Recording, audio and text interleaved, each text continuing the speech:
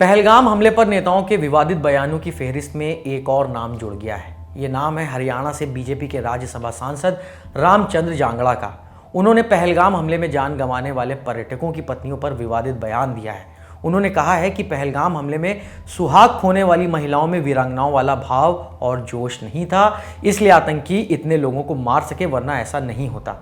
उन्होंने ये बयान 24 मई को हरियाणा के भिवानी में आयोजित अहिल्याबाई होलकर की जयंती पर एक कार्यक्रम के दौरान दिया, जिसका वीडियो वायरल हो रहा है। आपको सबसे पहले उनका बयान सुनवाते हैं। और अगर वहां पर जो हमारी वीरांगनाएं बहन थी, जिनकी मां का सिंदूर छीन लिया गया, अगर उन्होंने अहिल्याबाई का इतिहास पढ़ा होता तो उनके सामने उनके पति को कोई निरपराध इस तरह से गोली नहीं मार सकता था, चाहे वो भी शहीद हो जाती। जोश नहीं था, जज्बा नहीं था, दिल नहीं था, इसलिए हाथ जोड़ के गोली का शिकार हो। इसी भाषण के दौरान उन्होंने कहा कि पहलगाम में महिलाओं को आतंकियों का मुकाबला करना चाहिए था, ना कि सिर्फ हाथ जोड़कर खड़ा होना चाहिए था।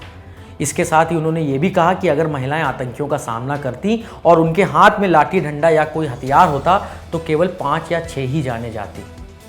उन्होंने आगे ये भी कहा कि हाथ जोड़ने से कोई छोड़ता नहीं है। हमारे आदमी वहां पर हाथ जोड़कर मारे गए। जो व्यक्ति मारने के लिए आए हैं, जिनके अंदर दया का भाव ही नहीं है, वो हाथ जोड़ने से कैसे माफ कर देगा? उनका तो अहिल्याबाई की तरह प्रतिकार करना होगा। रोहतक से कांग्रेस के सांसद दीपेंद्र सिंह हुड्डा ने जांगड़ा के बयान पर कड़ा विरोध जताया है। उन्होंने एक्स पर लिखा, पहलगाम हमले में आतंकियों ने जिनके सुहाग उजाड़ दिए, अब उनकी मर्यादा उजाड़ने का काम हरियाणा के ये भाजपा सांसद रामचंद्र जी कर रहे हैं।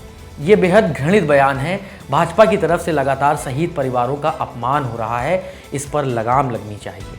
इससे पहले पहलगाम हमले में जान गंवाने वाले लेफ्टिनेंट विनय नरवाल की पत्नी हिमांशी को सोशल मीडिया पर ट्रोलिंग का सामना करना पड़ा था। वहीं 11 मई को मध्य प्रदेश के कैबिनेट मंत्री और बीजेपी विधायक विजय शाह ने कथित तौर पर कर्नल सोफिया कुरैशी को आतंकवादियों की बहन कहकर संबोधित किया था।